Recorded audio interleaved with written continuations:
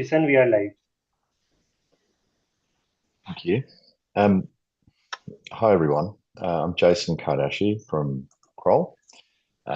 With me is Michael Levine, who will be helping with the presentation this evening. You have the WazirX team, including founder Nishal Shetty.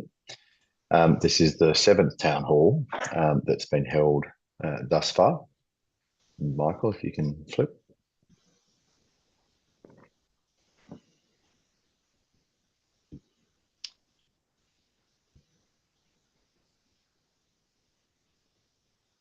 We'll just begin with a brief update on the restructuring process and where we're at. The scheme of arrangement, as a reminder, is the fastest and quickest creditor-approved way, legally binding way to resolve the crypto balances and give higher recoveries to creditors.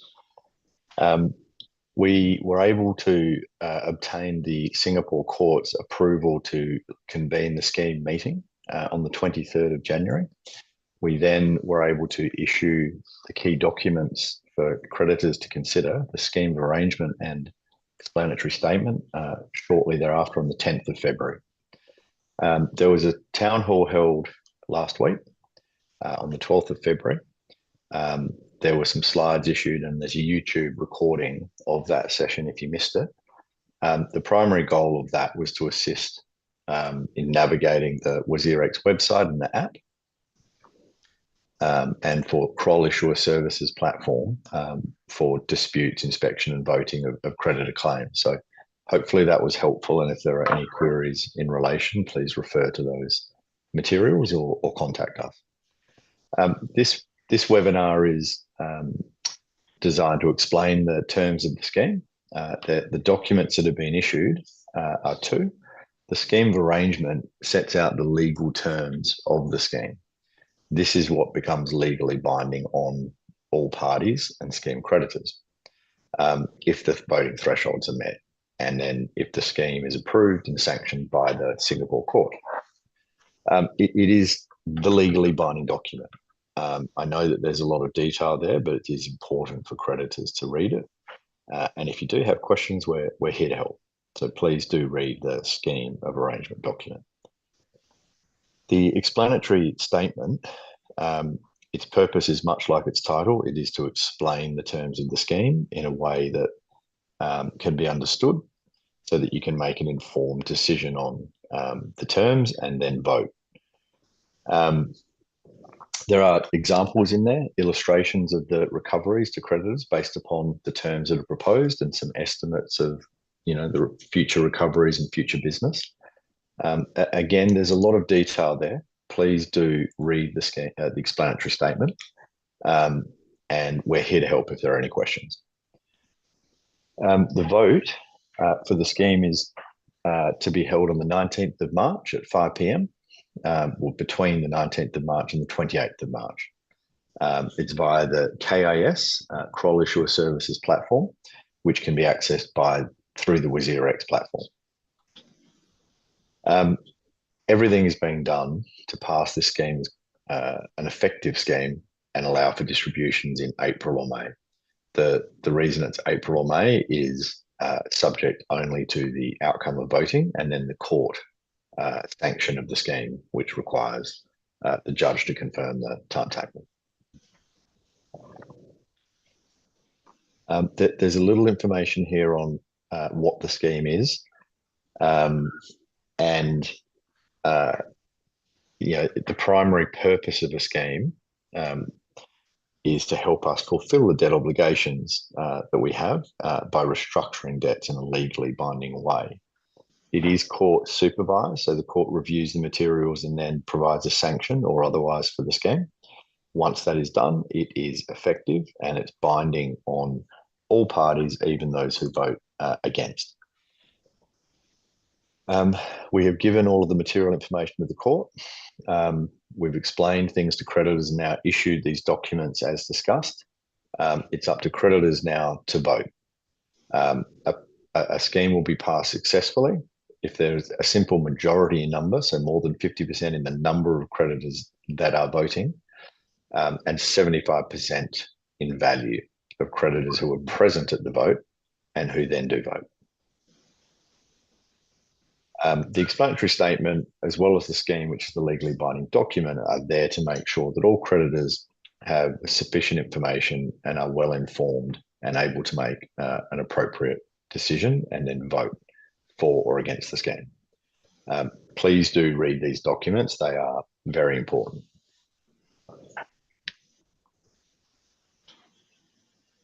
The key goals here and the objectives is to give liquidity and quicker recoveries to creditors through the use of this mechanism. We were able to rebalance and now, if the scheme is approved, distribute the net liquid platform assets in token form in April or May. And this is as quickly as it can possibly be conducted. It's been a compressed time frame. A lot of people have been working very hard. The delay is really only because of the complication of the scheme, the complexity and number of creditors, and then the court timeline that is required to comply with. The scheme also, apart from giving tokens back quicker, is aiming to give higher recoveries as well through two features. One, profit sharing arrangements after the WazirX platform is reactivated and a new decentralized exchange is established. The profits from new business activities going forward for the next period of time will be shared with creditors. And the second key return for creditors will come from the recovery of the liquid platform assets. There's some funds that are stuck and are subject to dispute, and then the tokens that were lost and stolen. There are ongoing active investigations and recovery efforts to reclaim those, and insofar as we can recover those stolen tokens, they will be returned to creditors. The scheme requires the vote, as mentioned, 75% in value and 50% in number to pass. If it's sanctioned by the court, then immediately after the first distribution, which is the liquid tokens that we have, creditors will receive recovery tokens. These recovery tokens are to allow for the return of these future profit sharing and recovery of tokens. So recovery tokens will be issued on a pro rata proportional basis to approved creditor claims.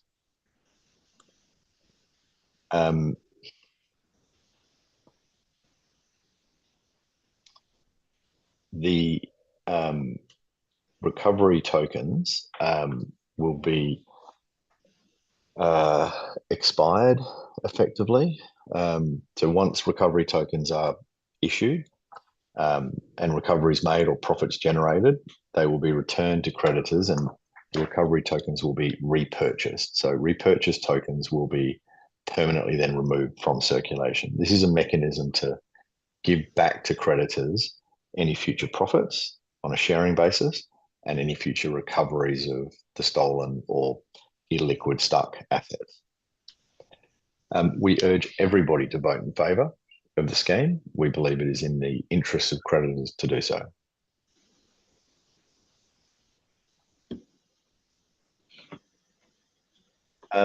This sets out an illustrative example of where we're at and the present recovery expectations. There are 510 million in US dollar terms liquid assets in token form. These tokens have now been rebalanced to reflect the tokens that creditors had selected when WazirX was frozen. The cost estimate under the scheme is 30 million to run the scheme, to fund the new business, and to fund efforts to recover the stolen tokens. Liquidation is the comparison here. If the scheme is not voted in favour, then the next option would be a liquidation. A liquidation cost estimates based upon other significant crypto insolvencies, given the complication of these matters and the large number of creditors to deal with, are very high. And this has been reference based on an exercise to compare the complexity of this as an insolvent liquidation with other similar things, and the costs are estimated at over $100 million. Broker reserves, $15.9 million has been set aside. There are claims being made by certain creditors that their tokens are held on a trust basis effectively. This is being disputed, but until that dispute is resolved, we're withholding those funds dependent upon the outcome of those proceedings. And so what creditors have recently received following the rebalancing exercise is that there's 85.3% or thereabouts of liquid assets available in US dollar terms that can be distributed almost immediately upon the approval of the scheme and sanctioned by the Singapore court. Profit sharing, we have an estimate there of 31 million. There's some detailed estimates underlying that. There's a number of different business streams. They remain estimates. It's difficult at this point to predict the level of business that creditors will choose to conduct with WazirX, but this is based upon our present assessment. Illiquid wallet asset recoveries is at $42 million. And in a liquidation, there's obviously no profit sharing available. The asset recoveries from the stolen tokens mostly are estimated at $46 million. That is also a complicated exercise. There is a detailed tracing exercise ongoing. There are reasons to believe that there are avenues that we can pursue to recover tokens, but it will require substantial further tracing work and then legal remedies to enforce and recover these assets. Monies have been set aside within that 30 million cost estimate in order to pursue those recoveries.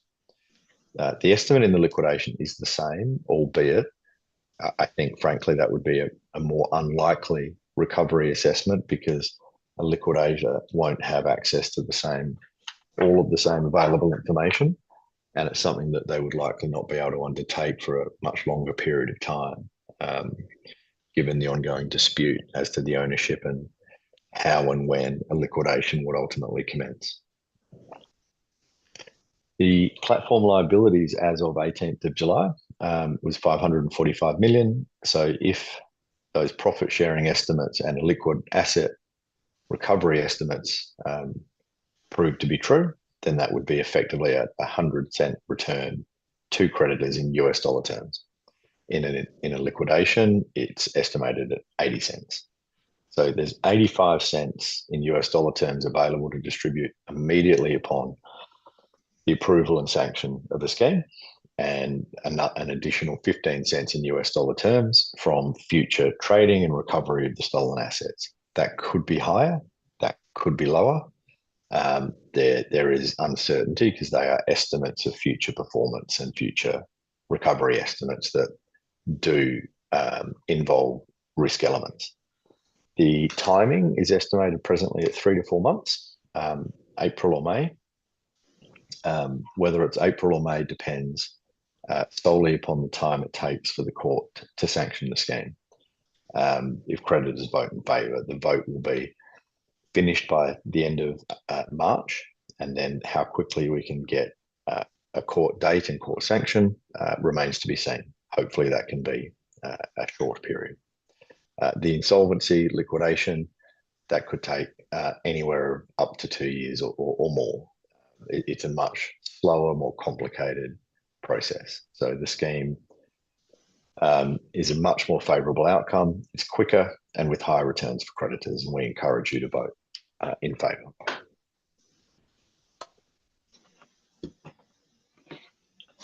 Michael, if you could take over now for the scheme timeline explanation. Yeah, sure. Thank you, Jason. So just as a summary and a recap, really, of the process timeline, as Jason mentioned, the company was granted leave to convene the scheme meeting on the 23rd of January. We then published a preliminary list of creditors and also made available to creditors within the WazirX app, your balance, which is the effectively the rebalanced portfolio and what you would receive under the scheme as the first distribution. Preliminary list of creditors as to who would be a creditor within the scheme on an anonymised basis. We sent across, and the company made available, the scheme document itself and the explanatory statement that goes alongside and supports the scheme, and also opened the disputes and additional claim process, which through action cards on the app and on the WazirX website will direct you through to the Kroll Issuer Services webpage. And as Jason mentioned, the town hall that was held last week on the 12th of February details out how to navigate those pains, understanding what information is required if you would like to raise a dispute, or if you'd like to raise an additional claim, the information that's required, and how to go about that process. It's worth noting that the period to dispute has actually been extended until this Friday at 10:30 p.m. SGT, 8 p.m. IST.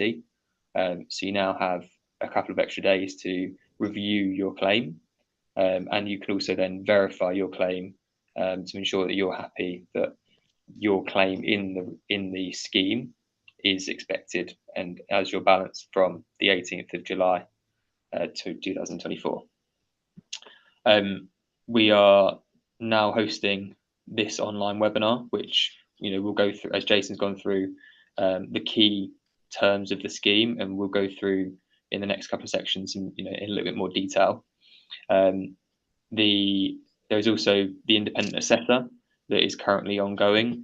That assessment is to adjudicate on all of the disputes or additional claims that have been raised. That process will then complete on Friday next week, at which stage the known total approved claims would have been adjudicated on and independently verified. And then at that stage, the company will publish an updated list of creditors on the 5th of March. From that date, scheme creditors will be able to submit an inspection request. The inspection request is if you feel that you want to view another creditor's claim. This will all be on an anonymised basis. This will be sent. This inspection request will be sent to the independent assessor, who will then independently assess if your inspection request is valid, and will then notify you of the outcome of that. The company has also then got to comply with some disclosure requirements by the 10th of March, which have been set out by the court as per the scheme convening, or the scheme meeting, or to grant the scheme meeting. At that stage, there may be variations to the timeline based on the disclosure requirements. And as it's mentioned here, in terms of voting, there may be a second online meeting and a second online webinar if required. The independent assessor will then verify all the inspection requests and respond to all scheme creditors who've submitted an inspection request by the 13th of March. And then voting, which is the key process to approve the scheme, will commence on the 19th of March through until the 28th of March. Following the end of the voting period, the votes will be submitted to the independent assessor, again for a third-party independent verification. That will commence on the 1st of April and be completed by the 8th of April. And then following that, if this process, if the independent assessor is able to verify the votes quicker than that, the timeline will speed up. And then by the 11th of April, the company will then apply to court to convene or to sanction the scheme, for the court to sanction the scheme. at that stage, it's then in the court timeline. So we'd have to wait for the final court hearing date to sanction the scheme, and then following that, they'll be just filing the approved scheme with the Singapore regulator. And then once those two steps have happened, that is when the scheme becomes effective.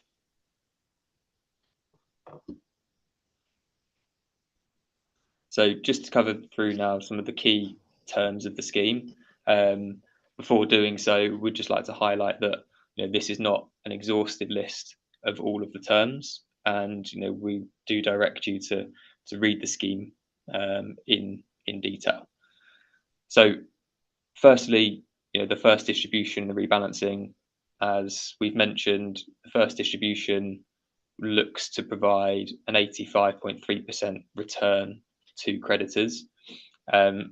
This is now available to view on the funds page of the app.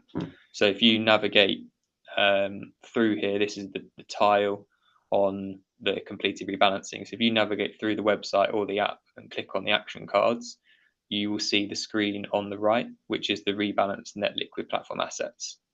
So the three numbers on the screen on the right hand side, the first one would be your claim in US dollar terms as at the 18th of July, 1 p.m. The final rebalanced portfolio that you would receive as part of the first distribution, which is still obviously subject to change based on just the independent verification process that will be finalised. That is valued as at the 17th of January 2025. So that is when the portfolio of assets was rebalanced and has then now allowed from that date for creditors to benefit from any market movement in the specific tokens held within their user accounts. And then the final box provides you with the current price of your portfolio.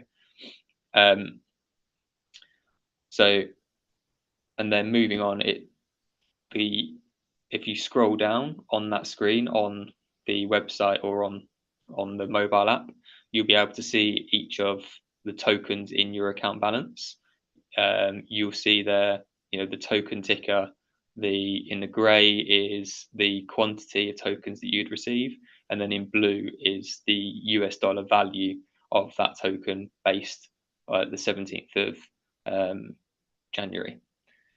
You'll notice that for some tokens, for example, WRX on this screen, there is a partial compensation in USDT, and there are other tokens on the right-hand side where RNDR has then gone through a token swap and has been renamed to Render, and similarly with GAL has been renamed to G. So effectively, if you held those tokens in your platform or in your balance as at the 18th of July, you would now be receiving G tokens rather than Gala tokens. And there are articles that you can read on the swaps from the token issuers, and that'll go into details as to the swap rate and everything. But effectively, for each token and your full balance, you'd be receiving an 85.3% return there or thereabouts. There are then also, it states underneath, if you keep scrolling, any deposits that you've deposited after the 18th of July 2024 are obviously not subject to the scheme, and they'll be made available in full in token terms shortly after the scheme effective date and once the platform resumes operations. So to provide a detailed background really as to why the rebalancing happened and how the rebalancing happened, as at the 18th of July 1 p.m, the portfolio, that was the last time in which the platform liabilities and the platform assets were effectively the same and matched. After the cyber attack and theft, there were a number of assets that obviously been stolen from the platform, and at that point the assets and the liabilities were unbalanced. So no creditor has a proprietary claim to their individual tokens, and they are entitled to receive a US dollar value for those tokens. So the idea would be the proportionate amount of BTC on the platform is part of the liabilities as at 18th of July. If that was 20% of the overall claims, effectively from the net assets that are available to rebalance the portfolio, BTC would have to then be 20% of the value of those assets. So, an independent third-party specialist broker was identified, who was able to utilize, publicly available pools of liquidity across a number of exchanges, and this rebalancing process required to transact in over 300 tokens. So the rebalancing process enables the company to secure specific tokens for all creditors that were equal to those held in your platform balances, and ensures an equal US dollar recovery to all creditors, to the extent practical. And post rebalancing, as I mentioned, each creditor has then been able to benefit from the market exposure from the 17th of January 2025. On the right-hand side, it just mentions a number of tokens where the platform, were not able to be rebalanced. The majority of these are due to them being, illiquid, and there not being enough liquidity in the market without drastically moving the price of the tokens, or effectively it would take 2 months to purchase the circulating supply and 24-hour trading volume of these tokens. So with the advice of the third-party broker, these individuals of these tokens would receive US dollar or USDT, apologies, compensation for the value of the tokens that they held. So again, everyone's still then receiving an 85.3% return. Additionally, while the rebalancing process was being undertaken, there were 2 tokens, MTO and ACM, which were held on third-party exchanges and were then effectively became illiquid, where withdrawals were frozen. So the company is now unable to access the small number of these tokens. So holders of these tokens again will be compensated in USDT. So the platform balance that you can see now on the app, subject to adjudication and subject to the scheme passing the vote and court sanction, if it becomes effective 10 business days after the scheme effective date, the net liquid platform assets will be made available for distribution. And from that point forward, subject to the standard platform terms and conditions and standard platform KYC requirements, users would be able to withdraw their platform balance.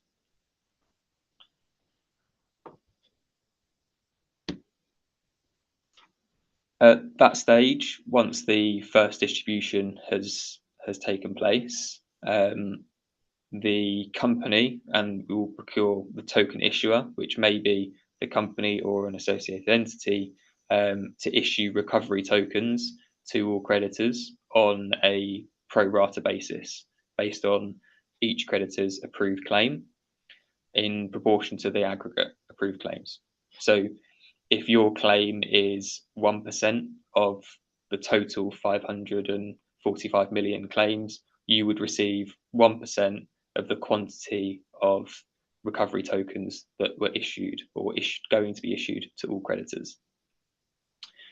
As Jason mentioned, these recovery tokens are designed as a mechanism to provide future recoveries to scheme creditors, and every 3-month period, there will be an assessment of the recoveries made through profits or profit surpluses or any illiquid wallet asset recoveries, and then from those unencumbered recoveries, if they exceed 10 million, there will be a distribution to scheme creditors, and scheme creditors be effectively invited to sell or for the company to repurchase the recovery tokens. So, the trading and functionality is still to be determined. No value is going to be ascribed to the recovery tokens on issue date. They will be issued purely on your approved claim percentage based on the quantity of tokens that are going to be issued. This is all still subject to legal and regulatory fulfillment. So the recovery tokens are still party to that, and also to the scheme being sanctioned. And then the price at which each recovery token will be repurchased by the company will be determined by the mark-to-market value of the illiquid platform assets, and taking into account the previous repurchase events and the number of recovery tokens in circulation. We have discussed this previously and been through some previous town halls, but I'd like to just give a couple of quick worked examples to go through this. So first of all, on the issuance of the recovery tokens, if there were 3 creditors in this scheme, creditor A, B, and C, that had varying levels of claims, their claim percentages there are 10%, 30%, and 60%. So if 1 billion recovery tokens were to be issued, then creditor A would receive 100 million, being 10% of the total supply. Creditor B would receive 30%, and creditor C would receive 60%. Again, all in line with their approved claim percentage. When it comes to then the repurchase of recovery tokens, we'd direct you to clause 7 of the scheme that sets out how this would happen. So if, for example, there was one repurchase event, and in that quarter, for this example only, there were an amount of net profits to be shared, there were some illiquid wallet asset recoveries, and that totaled $15,000 here. That's the amount that could be distributed to creditors A, B, and C, and then effectively you have to then value the recovery tokens. So at that stage, the mark-to-market value of the illiquid platform assets are valued at 200,000. So 200,000 divided by 1 billion tokens is a 0.0002 dollar purchase price. So that number, the quantity of tokens to then be repurchased would be the $15,000 available divided by the price of each token, and that would allow for 75 million tokens to then be repurchased. And again, each creditor would only be able to elect to sell their allocation percentage. So creditor A is only able to sell a maximum of 10% of their allocation of the recovery tokens available to be repurchased. So they're able to sell 7.5 million. Creditor B would be able to sell 30%, and creditor C would be able to sell 45%. And effectively, this just distributes the recoveries of the 15,000 proportionately to their approved claim. So as you see, creditor A receives $1,500, being 10% of the 15,000. Creditor B receives 30%, and creditor C receives 60%.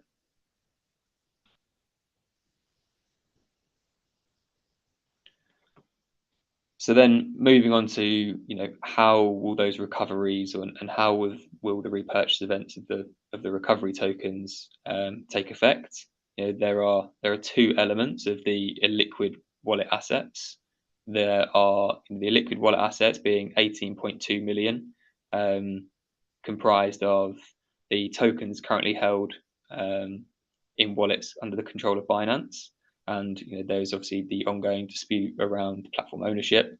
There are a number of WRX tokens that were due to be airdropped by Binance and that has not been honoured. And then there are, as mentioned, some tokens held on third-party exchanges where withdrawals have been suspended. So, by definition, they are illiquid as the company is unable to procure those to be able to distribute them back to scheme creditors. So the recovery efforts will be pursued, in a measured and cost-sensitive manner, assessing the recovery probability, timelines, and quantum to optimize recovery for scheme creditors. So for point 1 and 2, this would be subject to the ongoing dispute and platform ownership. Part 3 of the illiquid wallet assets will be dependent on various exchanges. The company has already submitted proofs of debts in another liquidation and should shortly be receiving a distribution from the liquidation of another third-party exchange where some assets are held. I think this is a minimal US dollar value equivalent to about $4,000. The obviously bigger section would be the stolen tokens, and the company has engaged Kroll, our forensics department, which they've forensically assessed the cyber attack and proposed next steps to improve the security for one on the WazirX platform, and then also assist in formulating a recovery strategy for stolen assets. The tracing and freezing exercise has been undertaken. I think the company has in efforts to continue to track and freeze USDT. And then as part of the Kroll forensics report, there is a recovery strategy that's been put in place. The executive summary of which is actually an appendix to the explanatory statement. So please refer to that for greater detail. A first phase report has been commissioned, and that's a comprehensive report to basically enable legal counsel to assess recovery chances via litigation. So there are multiple avenues to recover stolen assets, one being the track and trace of the actual assets themselves, and then one being the litigation efforts against sort of the third parties and perpetrators and also counterparties that are able to facilitate the cyber attack and facilitate the large movement of funds. So this again is part of why monies were set aside as part of the cost fund. So 10 million of the 30 million cost reserves were set aside to fund this recovery strategy. The company needs to be well funded and well capitalized to pursue these recovery efforts, and by being well capitalized, it should allow for a greater recovery. A recovery report will be submitted by the company to the scheme manager on a quarterly basis, and then these reports will also be made available to creditors for periodic updates.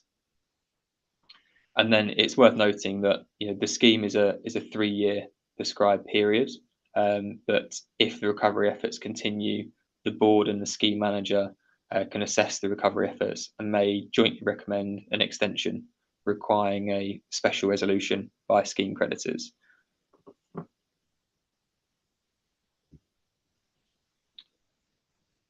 As we've outlined, future recoveries also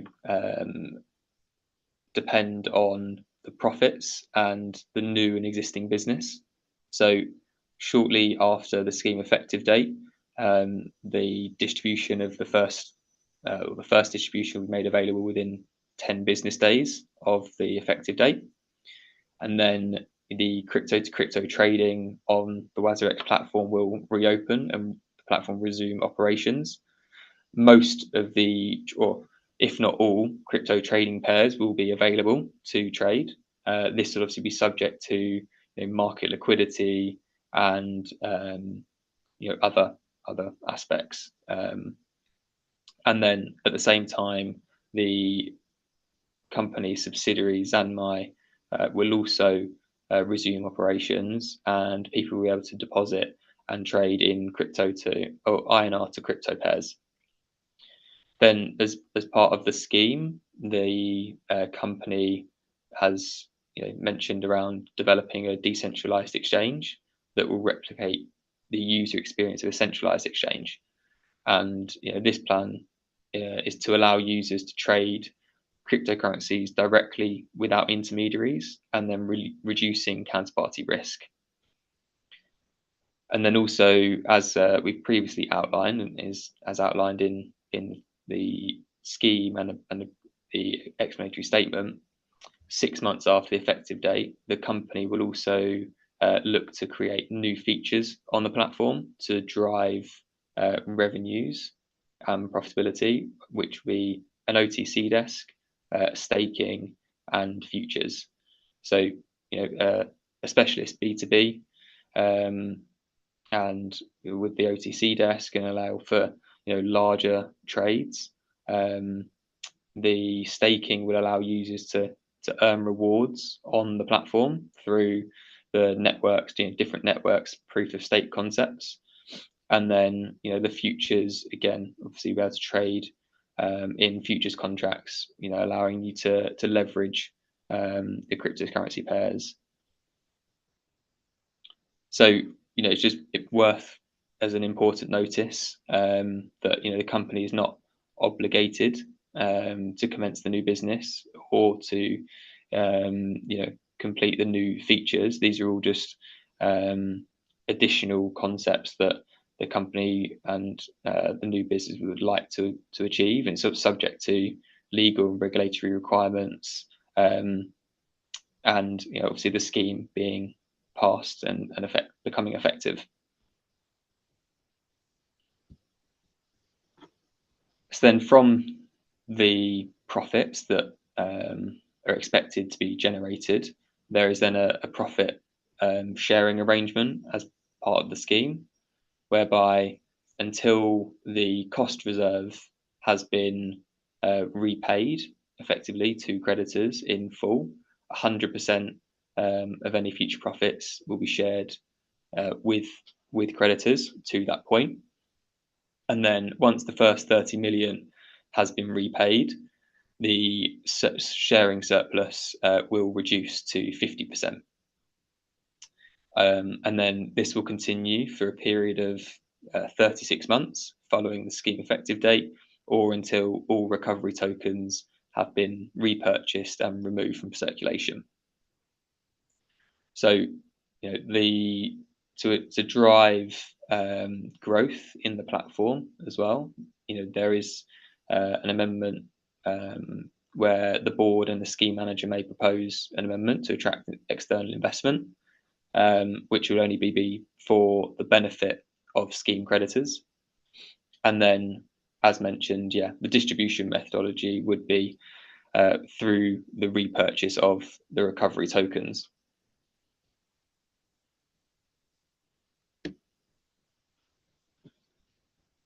So then, just recapping on the cost reserves and why the 30 million has been set aside. This 30 million was actually initially the 12 million that was set aside to fund the restructuring up until this point only, and then through careful treasury management and the improvement in cryptocurrency prices, we were effectively able to not withhold any further tokens, and then allow for this 30 million to cover the entire scheme period. So previously, the 12 was only up until this point now, until the scheme is effective, and then the company would have had to procure and and reserve an additional amount of funds for the cash flow management of the business, and to fund the business recovery, to fund the illiquid and stolen asset recovery efforts, and then legal costs, etc., included within that. So there are four main elements of the cost fund. The 12 million, as I mentioned, is to fund the business and to fund the restructuring efforts until now. And then there is a 5 million reserve to fund the business recovery and to fund the startup costs and the reoperations and resumption of the operations of the platform. The 10 million, as I mentioned, to fund the illiquid and stolen asset recovery, which will not be spent all in one go. It will be spent in a measured approach and will be spent piecemeal to with the recovery percentage and likelihood of recoveries taken into account. And then 3 million finally as part of the legal costs of ongoing with restarting the business and the recovery efforts. And then as part of that, there will be a cash report that will be provided to scheme creditors. That cash report will provide an update on the cash position, the profit sharing computations, as to how the business is performing, the cash reservation requirements for operational and capital expenditure that may be set aside from the amounts that are able to be distributed to creditors. And that will be reviewed by the scheme manager and also made available to scheme creditors. And then the final reserve that's been set aside is relating to the broker related reserve. So as Jason mentioned, there are currently some ongoing legal proceedings regarding proprietary claims that a couple of brokers claim to have. So at this stage, if you look at the table on the right hand side, there is an incremental broker reserve of 8.4 million and a security payment bond of 7.6 million. Those two amounts have been set aside. The company's stance is the fact that these brokers do not have a proprietary claim and that these brokers should be treated like all other unsecured creditors. So at that point, from the first distribution, they will receive the 6.8 million that would be the 85.3% return. The remaining amounts that have been set aside is just in case those arbitration proceedings do not fall in favour of the company. If that is the case, that 15 million that's been set aside would be returned to the brokers and not be made available to scheme creditors. Whereas if the company were to win those proceedings, then that 15 million will be made available to all scheme creditors. And that 15 million would then be distributed through one of the recovery token repurchase events at that point in time.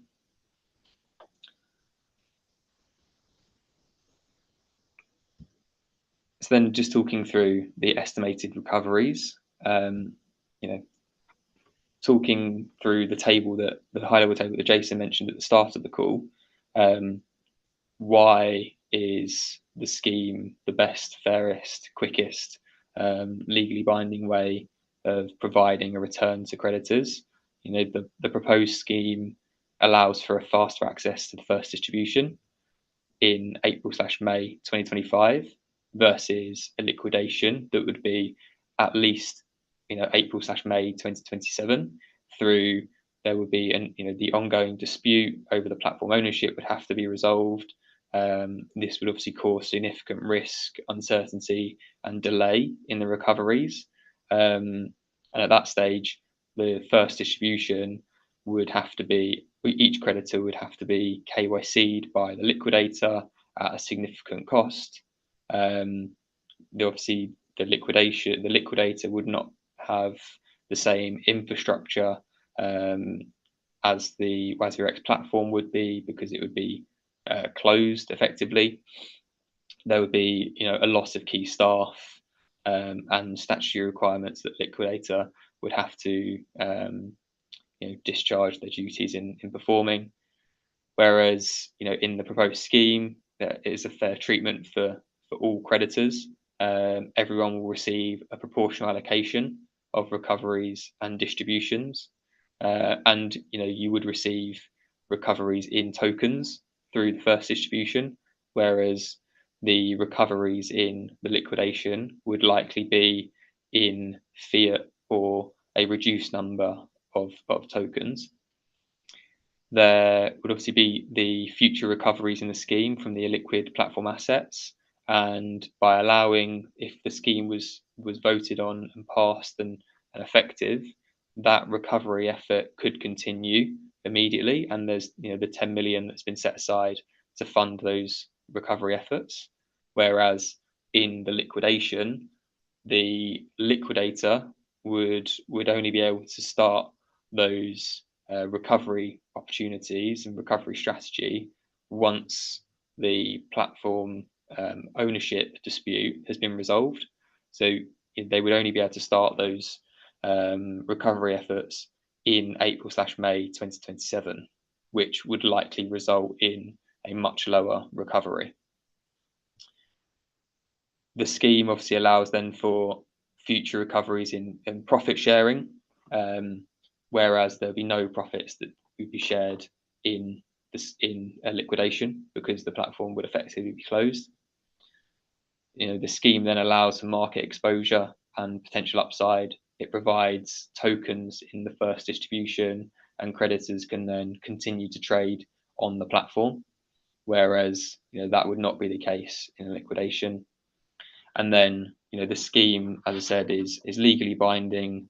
It legally binds the company to ensure that it complies with those terms, and it has the oversight of the scheme manager, providing transparency, trust and accountability to all creditors. Whereas in the liquidation, the liquidator has their duties to dispel. They are an officer of the court, but at the same time, creditors would not be receiving the same level of disclosure through, from the liquidator. So then, in terms of the key assumptions set out in the explanatory statement, there are a detailed list of assumptions in Appendix 3 that we would direct you to. We'd just like to highlight a couple of things here around the crypto assets. So this has been prepared in relation to the scheme debt and crypto assets associated with the platform.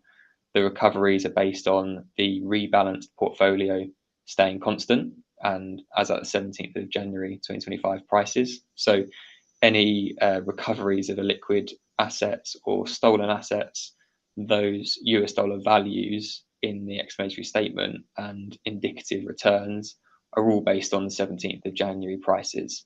So if there are future recoveries, obviously the value of those recoveries would be valued at that point in time, which could then potentially be much higher.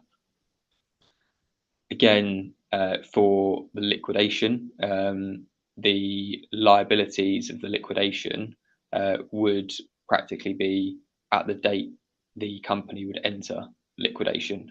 So again, the liabilities may be a lot higher than they are and what they would be under the scheme that have been independently verified by the independent assessor. We've previously mentioned that professional fees would be significantly higher again in the liquidation due to the additional work that would have to be undertaken, the KYCing of 4.4 million users of the platform. The additional monies would be required to pursue the same recovery efforts. And then the illiquid wallet assets, obviously they are indicative only at this stage, and the avenues of recovery may vary, and the quantum of recovery again may vary from tokens or fiat. And then shared profits, would not be available, as I've mentioned, in the liquidation.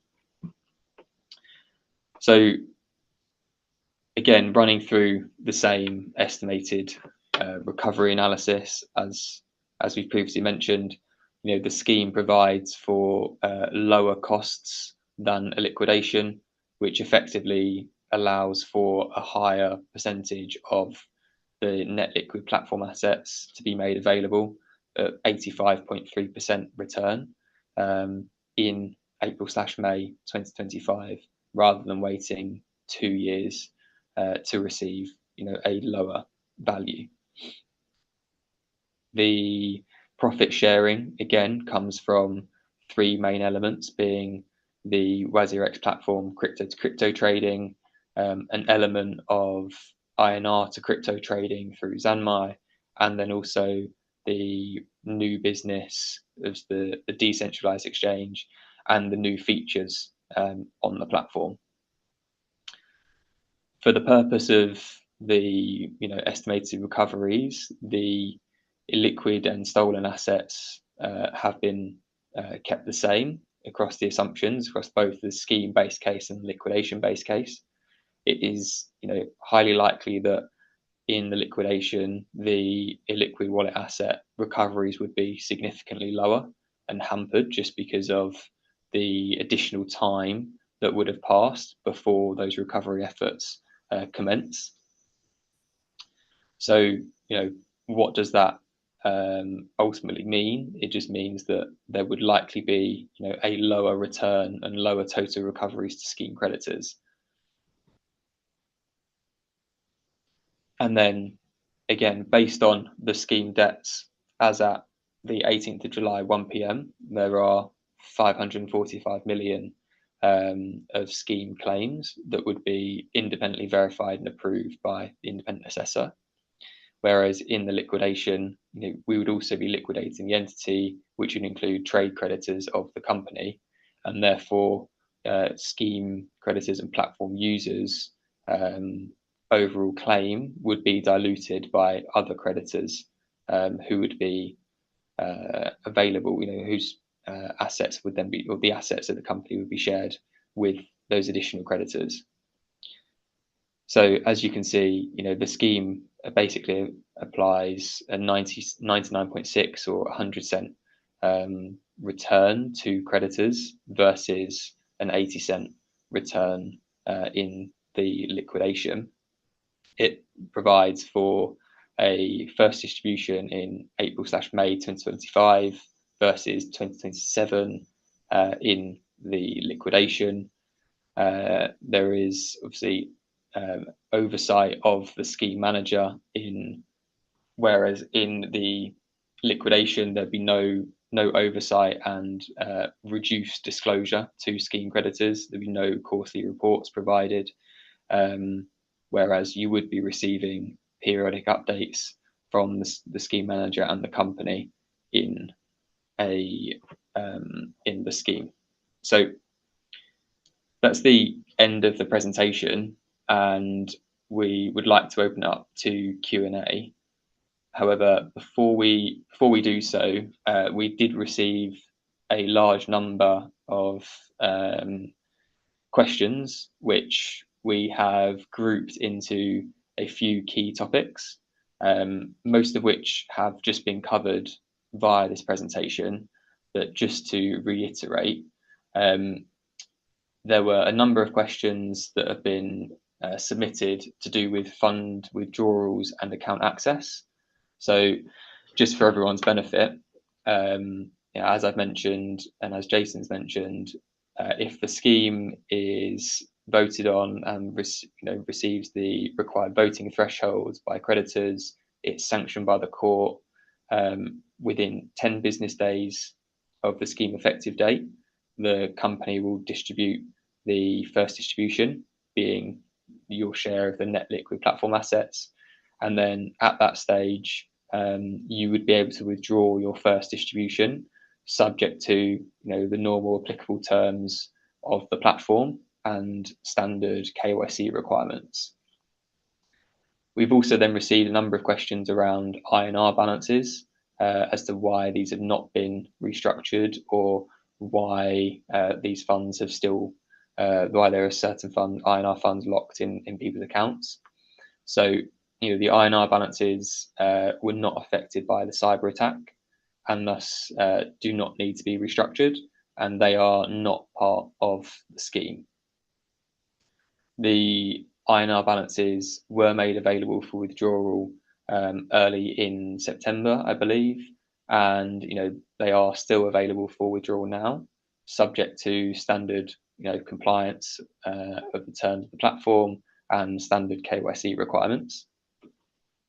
As mentioned previously in one of the blog post announcements on the 23rd of August 2024, there is an element of the INR balances that have been frozen, and this is due to ongoing disputes and investigations by certain law enforcement agencies. So this is not something that is under the control of the company, and the company is just complying with directives from local law enforcement agencies.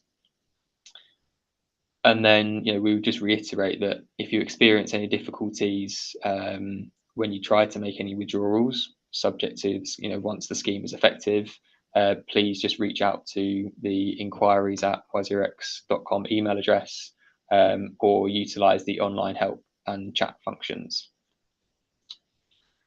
We then received a few number of questions on the rebalancing and distributions. So we wanted to reiterate, a number of people had questioned why certain token quantities had reduced, or why the tokens weren't being rebalanced on a quantity basis. So, the reason for this is that all creditors are, your full unsecured creditors of the company. So no creditor has a proprietary claim over the tokens. And each creditor is entitled and has a claim for the US dollar value of those tokens as at the 18th of July, 1 p.m. And this, the 18th of July, 1 p.m. balance has been used for rebalancing, as I mentioned, because that is when the tokens and the assets of the company and the liabilities were effectively balanced. Where the tokens held by the company matched the tokens in the user's platform account balances. So people have also asked why the rebalancing, why it was done on the 17th or commenced in November, why it's taken a long time to commence, why it was completed at the 17th of January. The rebalancing involved trading over 300 tokens. We obviously, undertook this at the earliest operational opportunity. We sought the advice and views of the committee of creditors during the second COC meeting that was held on 24th of October. We then also had to identify a suitable independent third party that could handle the large number of tokens and then the trading volume required. It was also, the rebalancing methodology was also then voiced to all creditors on the 4th Townhall in early November. And, basically the rebalancing then provides the 85.3% return, and then the remaining 15% will be issued in recovery tokens, which will then be repurchased at a later stage. We had a small number of questions around trading resumptions and the platform functionality. So just like to reiterate that the platform will be reopened when the scheme is effective, and normal trading will resume. This will then depend on liquidity in the market. So not all trading pairs may be available immediately, but the company will look to make as many trading pairs available based on liquidity and popularity. There are also a few other questions around security, and the company has onboarded new custodians with insurance, and which are well known and established in the market, and there will be future updates to come from the company in a short order. We then just touched on voting and creditor rights, and there's a number of questions around when will the voting take place. So the voting will take place between the 19th of March and the 28th of March.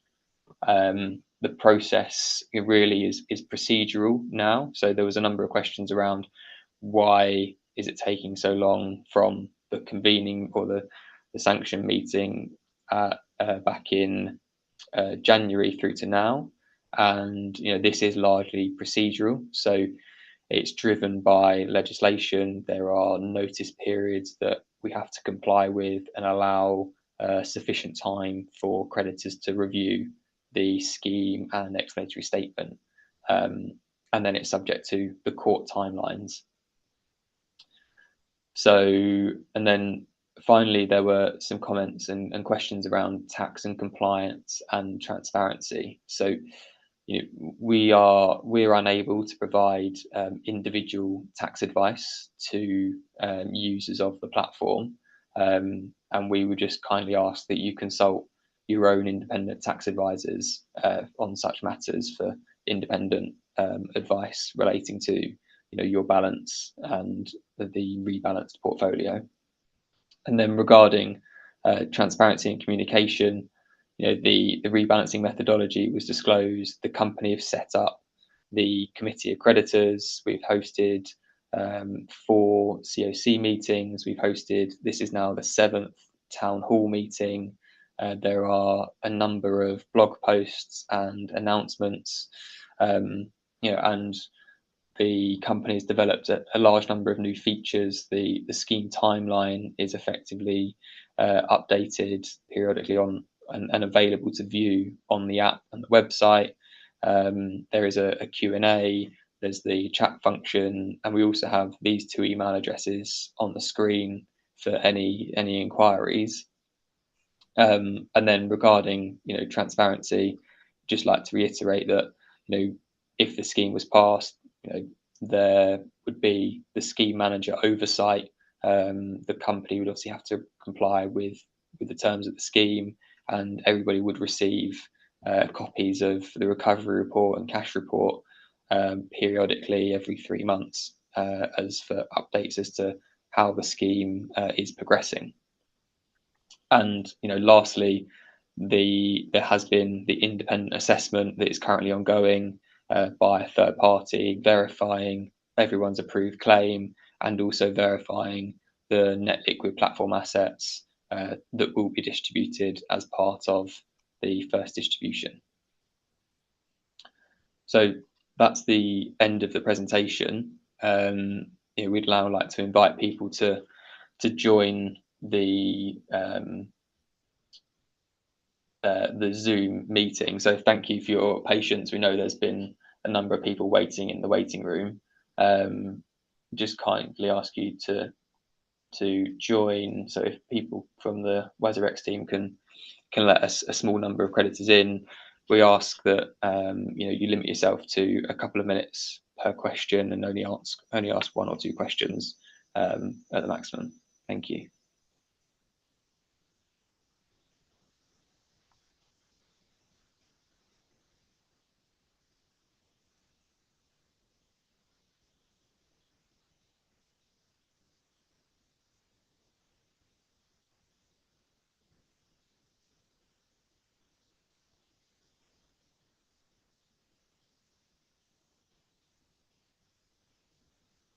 Hi Sangeetha, hi Madhu.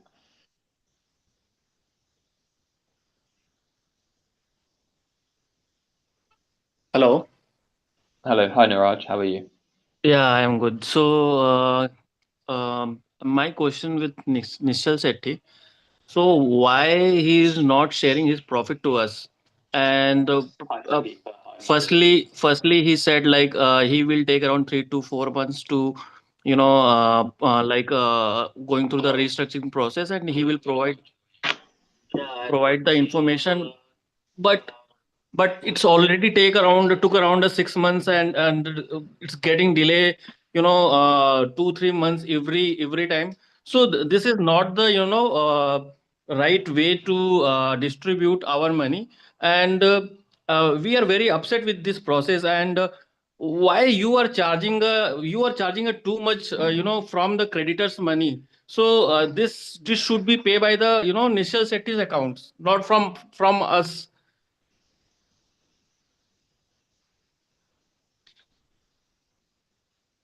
I hope you can hear me. We Yeah, can hear you, Niraj. thanks, Neeraj. I think the first thing, so if you look at the scheme, there is an arrangement for all the profit sharing in the future. Right now, whatever liquid assets exist, they're all there in the NLPA, and they're being distributed again to all of the creditors. In terms of the timeline, look, I think we've been pretty transparent with each and every step of the process, and we've tried our best to expedite as much as we can. But you know, you can see we've gone according to what we planned, except for some, I would say, legal processes that do take their own time, which is stipulated. For example, right now, the claims process, there's a 7 business days that has to be provided. Um, and similarly, there were always these processes that were meant to be followed, and that's why it takes time. Having said that, despite this, I think you know according to now the timeline, will still be one of the fastest recoveries if the Okay. scheme is approved. Okay. Um, Nishal, I so totally understand about these processes, and there's some legal understanding as well. But let me ask you in Hindi. Okay, भाई देखो, जो पैसे जो थे, अगर आपने जब जिस टाइम पर आपको पैसे निकालने थे हमारे अकाउंट में से, आपने निकाल लिया विदाउट एनी लीगल, आपने उसके लिए सुप्रीम कोर्ट से अप्रूवल तो नहीं लिया ना, जब आपने 23 या 30 मिलियन जो भी निकाला। तो मेरा बोलना ये है कि जब आप वो पैसे वहां से निकाल सकते हो, तो यही उस टाइम पर अगर रिस्ट्रक्चरिंग कर देते, तो आज हमें इतना प्रॉब्लम फेस नहीं करना होता। सिंपल टर्म्स में नहीं, बोलूं सो तो अगर अगर वो वो भी जल्दी वो आप भी कर देते। नहीं नहीं, वो भी प्रोसेस लीगल प्रोसेस का ही हिस्सा है। और ये जो कॉस्ट है, ये लीगल हम्म, प्रोसेस के लिए यूज हो रहा है। सो ऐसा नहीं है हाँ। कि निकाल के कहीं और लेके गए हैं। ये लीगल प्रोसेस अभी जो चल रहा है, जैसे फॉर एग्जांपल ये टाउन हॉल चल रहा है, जो लीगल कॉस्ट है, जो रिस्ट्रक्चरिंग में जिसका जरूरत पड़ता है, वो सबके लिए यूज हो रहा है। हाँ, मैं और समझ गया कि उसी के लिए आप ये बोल रहे हो कि सारी चीजों में प्रोसेस में पैसा जा रहा है। मैं ठीक है, उस बात को मान रहा हूँ, बल्कि मेरा ये बोलना है कि जो पैसा आपने निकाला, वो आपने सिंगापुर कोर्ट से अप्रूवल तो नहीं लिया ना, कि उसके लिए कि हाँ मुझे ये पैसे निकाल रहा हूँ, आप उसके लिए मुझे अप्रूवल दो। तो मेरा ये बोलना है कि अगर आप थोड़ा इसको अगर हमारे वे से देखते, अगर वही सारे पैसों को, अगर आप जिस तरह से आपने पैसों को निकाला, उस तरह से आप रिस्ट्रक्चरिंग भी कर देते, जो भी आप रिस्ट्रक्चरिंग के मैनुअल, लिए जैसे कोर्ट का जैसे जैसे अप्रूवल आपने फर्स्ट चाहिए। टाइम जैसे वजीरैक्स ऐप पे जैसे आपने पहले भी एक वोटिंग किया था, उसके ऊपर बेसिस पे कर देते, तो हमें एटलीस्ट ये इतना टाइम ड्यूरेशन तक हम अभी भी गो थ्रू कर रहे हैं, अभी भी हमें अप्रैल मई तक वेट करना है, और ये टाइम बढ़ता ही जा रहा है, और ये मेरे को लग रहा है 2025 एंड तक मिलेगा, जो जिस हिसाब से जा रहा है। मैं बहुत ज्यादा मतलब डिसअपॉइंटेड हूँ, और मतलब मैंने केवल आपके भरोसे पे ही इन्वेस्ट किया था वजीरैक्स में, क्योंकि आपके वीडियोस देखे मैंने, आपको वेब3 के लिए मैं फॉलो करता था। मैं इतना परेशान हो गया हूँ, मेरे बच्चे की फीस जानी है यार, इतनी सारी प्रॉब्लम हो रही है यार। बहुत बहुत गलत हुआ है हमारे साथ, और अभी भी गलत हो रहा है। देखिए, मैं समझ सकता हूँ, लेकिन ये जो रिस्ट्रक्चरिंग है, अगर कोर्ट ने अप्रूव नहीं किया तो क्या होएगा उसके बाद भी? इस पे अगर कुछ लीगल आ गया तो रुक जाएगा। तो हम आप जो बोल रहे हो ना कि अपनी मर्जी से डिस्ट्रीब्यूट करो, प्रॉब्लम क्या है? वो डिस्ट्रीब्यूशन के टाइम पे अगर एक ने भी किसी ने कोर्ट में स्टे ऑर्डर ला दिया, तो वो जब तक वो केस नहीं होएगा तब तक किसी का डिस्ट्रीब्यूशन नहीं होता। वर्सेस अभी क्या हो रहा है, अगर ये प्रोसेस फॉलो करके करेंगे और एक बार स्टार्ट हो जाएगा, तो सबको डिस्ट्रीब्यूशन मिलेगा और कोई उसको रोक नहीं सकता। पर ये तब होगा जब मेजोरिटी इसके फेवर में वोट करेंगे। सो और आपने जो बोला ना वो सही है कि मैं जब पहले हुआ था मैंने डाला भी था, और आपको आप मेरे को पता नहीं आपने तभी फॉलो किया कि नहीं, हमें बहुत सारे लीगल थ्रेट्स आए थे। और हम हमारा प्रॉब्लम यही था कि अगर हम अभी खुद से करेंगे तो ये सब लीगल प्रॉब्लम जो है ये रुका देगा ये प्रोसेस को, और फिर बहुत साल चले जाएंगे। तो इसलिए हमें ये अप्रोच हम लोग फॉलो करें जहाँ पे लीगली एक बार अगर आप सबने अप्रूव किया तो उसके बाद उसको कोई नहीं रोक सकता। इसीलिए हम लोग को करना पड़ता है। बट मैं कंप्लीटली आपकी बात समझ रहा हूँ, पर और निश्चल, हम जैसे लोग आपने रियली पुश आप कर रहे हैं। आपको भी देखो, मेरे को मेरा आपसे ये बोलना है कि जैसे हम जैसे जो कुछ ऐसे क्रेडिटर्स हैं जिनको जो बहुत प्रॉब्लम फेस कर रहे हैं, उनके लिए जैसे आपको कुछ एक फंड क्रिएट करना चाहिए था, या फिर एक कुछ होना चाहिए था। जैसे मेरे बच्चे की फीस जानी है, मुझे पे करना है एनुअल फी, अभी जो स्टार्टिंग आने वाला है मंथ मार्च में जाता है। तो ऐसा कुछ आपको एक फंड क्रिएट करना था जिसके हॉस्पिटलाइज हैं, जिसकी फैमिलीज मेंबर्स, तो वो आपको इमरजेंसी फंड एक क्रिएट करना चाहिए था। आप लोगों ने उस पर कुछ भी नहीं किया, आपने केवल अपने लिए फंड्स निकाल लिए, और फिर आपने अपने हिसाब से फिर वो चार पांच चीजें बता दी। तो ये तो गलत है ना हमारे साथ, मतलब हमारे साथ तो कुछ भी ठीक नहीं हुआ यहाँ पर। देखिए ये फंड्स का है ना डिस्कशन पहले भी हुआ था।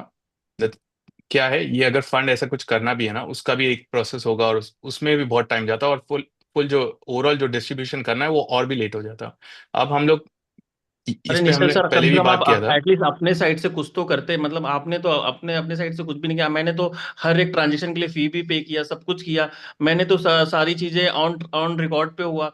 बट हमारे साथ तो मतलब ऐसा कुछ भी नहीं हुआ सर। अगर आप अपने साइड से थोड़े तो कुछ आपको कंट्रीब्यूशन करना चाहिए था ना सर। इतना पैसा आपने बनाया हमारे वजीर एक्स से, हम सारे इतने सारे यूजर्स हैं सर, ऐसा तो नहीं करना चाहिए था ना आपको। देखिए WazirX का जो स्केल है ना, आप ऐसे, मैं समझ रहा हूँ इंडिविजुअल पॉइंट ऑफ व्यू से देख रहे हो, लेकिन यहाँ पे 4 मिलियन क्रेडिटर्स हैं। स्केल छोटा नहीं है। यहाँ पे ऐसा नहीं है कि कुछ एक छोटे मोटे तरीके से इसको सॉल्व कर सकते हैं, ये बहुत बड़ा। आप अगर टोटल अमाउंट भी सर देखोगे आपको तो बहुत हेल्पिंग हैंड भी ज्यादा तो है। मिल रहे थे, दूसरे दूसरे क्रिप्टो के जो एक्सचेंजेस थे वो भी तो बोल रहे थे कि हम हेल्प करेंगे। तो उन्होंने बोला कि आपके साइड से कुछ सपोर्ट नहीं मिल रहा है या आप बात नहीं कर रहे, तो वो तो वाली व्हाइट चीजें भी नाइट्स, तो आप सर। आप व्हाइट नाइट की जो बात कर रहे हो वो भी चल रहा हाँ है, हाँ। वो इन पैरेलल है।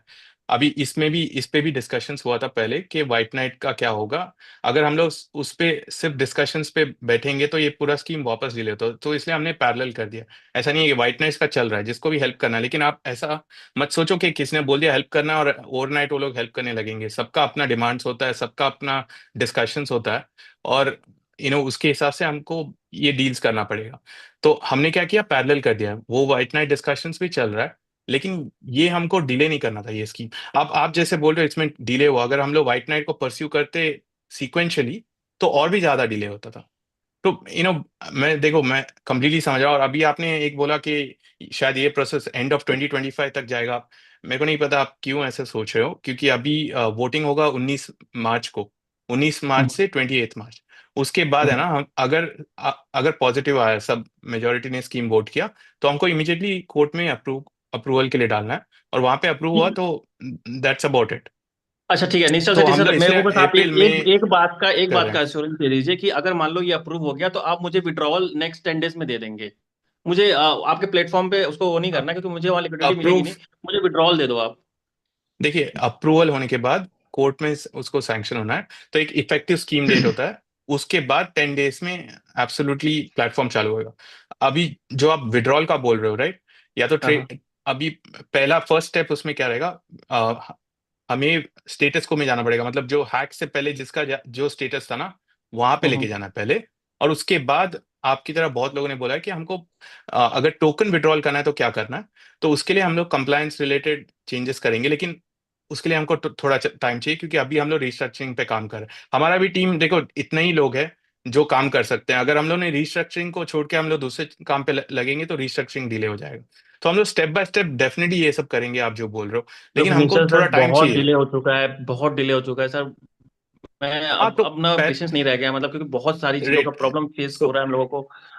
राइट नीरज जी, तो पहले क्या होना चाहिए, सबसे पहले कि हम लोग जितना जल्दी हो सके डिस्ट्रीब्यूट कर पाए। तो हम लोग अभी उसी के लिए पुश कर रहे हैं, लेकिन उसमें बहुत प्रोसेस है और हम लोग उसको सब कंप्लीट कर रहे हैं। उसके बाद आप जो बोल रहे हो ना, सेकेंड स्टेप रहेगा कंप्लायंस पॉइंट ऑफ व्यू से कैसे इसको लाए कि और लोगों को विड्रॉल्स आए।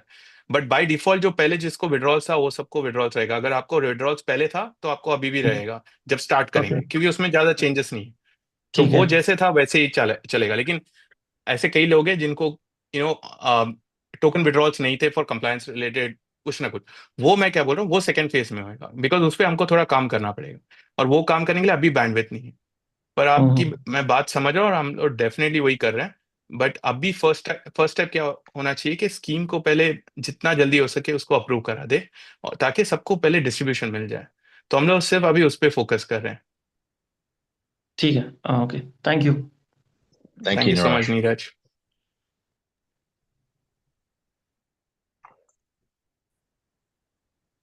Sangeetha, or Sambhu, or Sudarshan.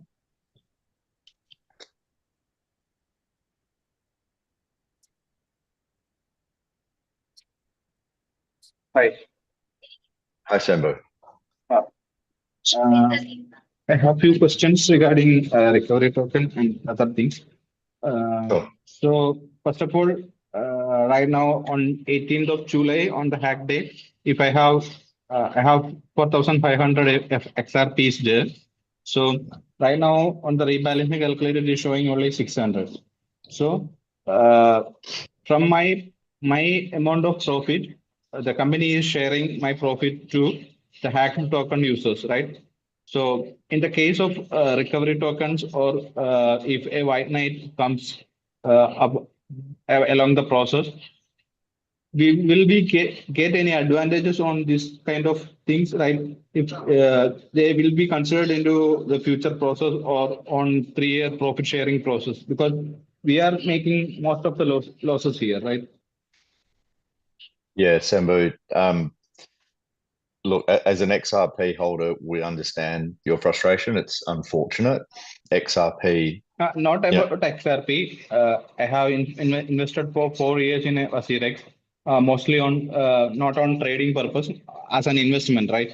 So for a long time purpose, I have invested in that one. So most of my coins are performed well. Right now, not in XRP, I'm saying I have hold for 4 or 5 tokens. So that along 4 or 5 tokens, 4 of them are performed well, but right now I am getting is very less token numbers. So again, in future, if a white knight comes in and help the firm to recover these tokens, like right now I am getting 600 tokens. So the remaining liability is 4,000 XRP or whatever tokens I am holding, is company is liable to give me that tokens, right? So if white knight comes in, company is benefiting from that white knight process, and the users like us are taking the burden. So how that will be considered in the future processes or profit sharing purposes, or in the recovery token purpose? Yeah. So you have shared equally with all the other creditors in the pain. We understand that, and there is a shortfall. There's no obligation on WazirX to make up that shortfall, but if creditors approve the scheme, everybody is sharing equally and in US dollar terms, and we understand that's not in your crypto percentage terms. It's 85 cent return. In the future, if there's a white knight, any proposal from that can be brought back, and the benefit of that will be given to creditors to make up the loss, as you say. So recovery tokens will be issued to you, so that any future profits generated by WazirX will be shared with creditors. The first 30 million, once the cost fund is repaid, if you like, 100% of that goes to the cost fund repayment. And after that, 50% of all profits generated by WazirX will be going to repurchase recovery tokens.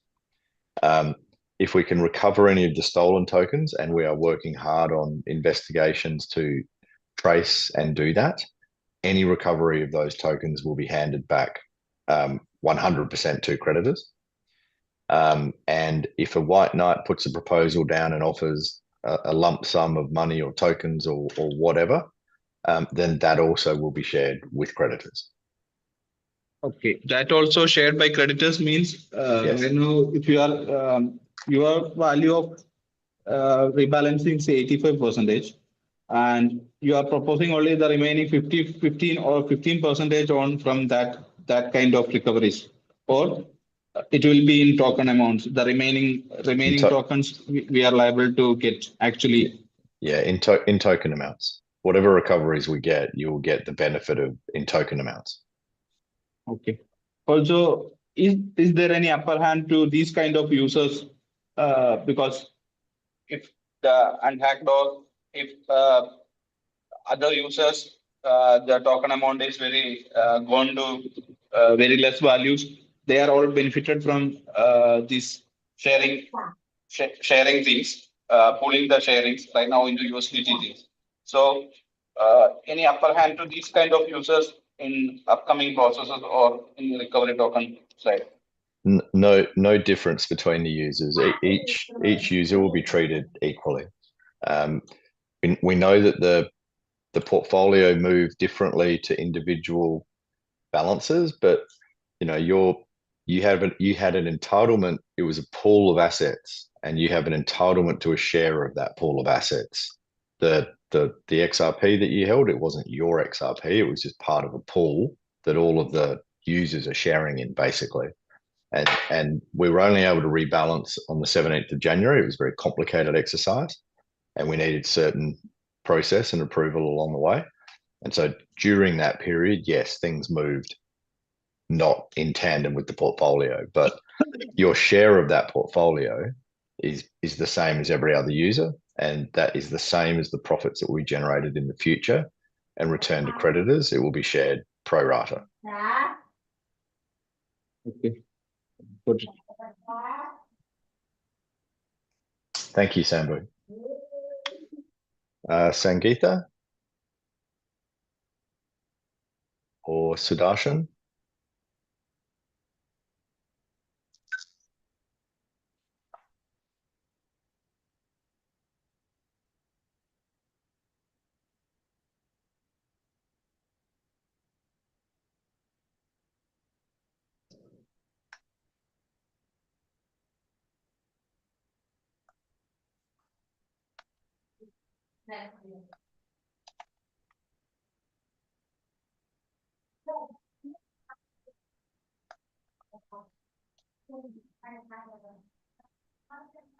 Hey, hi, Sudarshan this side.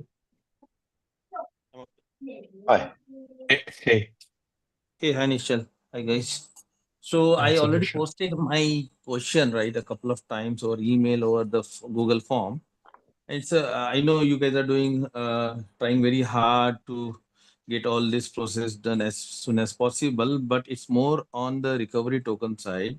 So what I understand, those 85% you're going to distribute post, this scheme gets approved, and irrespective whether there is a downside at this moment as of today.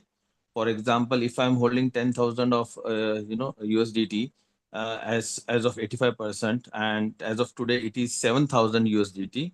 Even on the day you are going to distribute, it will be 7,000 or 6,000 or 5,000. It's on the downside. Are you guys still going to pass on that 85%, which comes to 10,000 USDT to the individuals? Yes. Yeah. Go ahead, Michael. Yeah. So if that is the case, which is great. And No. second So thing, I think wait, some confusion. Sudarshan, yeah, Jason, I think maybe you misheard the question.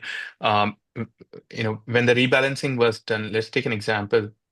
If the 18 July portfolio value was, let's say, $100, and on 17 Jan 2025, when the rebalancing was done, that $100 of that $100, $85 is what you might see, since it's 85%, right? But when the rebalancing completes, what happened is everyone gets the tokens. So you'll also see a fixed number of tokens in your rebalancing page. And now those token prices will continue to change, and that is all yours, the upside or the downside. That even the is now, downside. yeah, and the upside. So that 85 could become 150 at the time of restarting, could go down, could remain 85. But it's now your portfolio that you will get if you vote for the scheme, and you'll be able to trade in those tokens, and you'll get those tokens as this distribution. Okay, and if as you said, there would be some KYC related issues where the user can't sell out their tokens, they can maybe do their exchange or trading of those tokens, right? Not buy and Yeah, sell, yeah, but we will start trading. And look, I think if you were using WazirX before, you're aware of whether you had token withdrawals or you had fiat withdrawals. Those will also continue. KYC definitely, because we'll have to follow whatever compliances. so that is But okay. trading and all, yeah, That is okay. For example, in my case, I'm 100% KYC compliant. I can do, sell out my token. I can do that in fiat INR, and then I can withdraw because I was right. compliant on the day, right? So that is still valid for me. Though you may Yeah. ask your, investors like us to do a re-KYC, which is still okay, right? But the problem, Right. Nishal, right? Is that my understanding? Yeah, that's correct. Um, And as yeah, you go on, said, but and as you said, we are what you call creditors, right? Whatever you have put us on a word that we are not owning, we are just you guys are just the custodians or something like that. One of the guy was giving their example of he was holding 1,000 XRP, but as a part of the rebalancing, you are just passing on them out of 1,000 only 200 XRP, right? Because that price has spiked up to 4 times or 5 times now. So we don't get 85% of that 1,000 XRP, correct? That is what we see as a part of rebalancing. How you justify this, Nishal? Is so see, is at that the some point valid? at some point we have to crystallize the value, and it was the 18th July when the attack happened, right? Now, post that, the company has been working on how do we ensure that we can restructure and bring back whatever liquid assets that exist. How do we distribute that? And we have to go with that 18th July price. To every uh, I would say every person who says that my token has gone up, there's also people who say my token has gone down, I could have sold it. The ones who and it's never going to be I hope you get my point. Like, you'll never be able to solve this if you think No, about it. I'm not Like, trying to the best capabilities to sail through all these, legal and other stuff to get this platform restarted. That I do appreciate as an individual. I know because I've been from day one, right? This was started and then we started, investing in all those things. But Nishal, trust me, none of the tokens we are holding, right? None of them has been passed on to us as an 85%. None of them. One of the example of XRP, I do understand wherever or H bar, right, where the prices has spiked or something, you have done those rebalancing. But even those tokens who are down, okay, in their values, even we have not passed on 85% of those total tokens, right? So that is It's in US something dollar terms, Siddhartha, yeah. the 85%. I do see that. I do see that in the rebalancing what you recently launched. But I know you're trying to compensate in USDT. But if I talk in a number of tokens, right? None of the tokens. I'm holding hundreds of tokens, different, right? And none of them like I'm getting 20%, 50%, max 60 or 65%, not more than that. I know you're trying to No, rebalance in USDT, yeah. See, but we are Sudarshan, end losing of on the the token. day, yeah, it's not like the company is keeping any of the tokens or something. Whatever exists, right, is completely rebalanced. And having said that, I think there's a certain number of tokens which are above 85%, certain number of tokens which are below 85%, but it's all a function of the USD value. So it's less about the number of tokens or the percentage of the tokens, but more of what's the USD value. And after rebalancing, we've been able to provide 85% of the USD value. Now, having said that, the recovery tokens, which is the future recoveries, I think that is where we'll try our best to add as much value as possible in terms of the various initiatives that we are working on. And but at this point, we can only distribute what exists, and in a manner which is fair for everyone. We cannot pick and choose on let's say a different type of distribution, and which is why what we've chosen is like the fairest way to distribute and to distribute all of the liquid assets. So it's not like, it's been kept aside or given something differently to different people. That's okay. So, Nisha, one last question from me. So, whatever the tokens we see as of today in your rebalancing portfolio, right, on WazirX, there won't be any more changes to the number of tokens. They are standstill. Yeah, that's correct. And it's all but subject to the voting No, that and is the scheme getting voting is eventually. secondary. Voting is secondary. As of today, I just want to get an assurance that whatever the tokens are reflecting are freeze in the Correct. number. There won't be any Yeah. changes going further, irrespective whether the scheme gets approved as a part of voting or not. Maybe voting, yes, what you've been asking for, but that is the one thing. And what is the upside or downside we see the token value as of today, we would be getting that amount in USDT, right?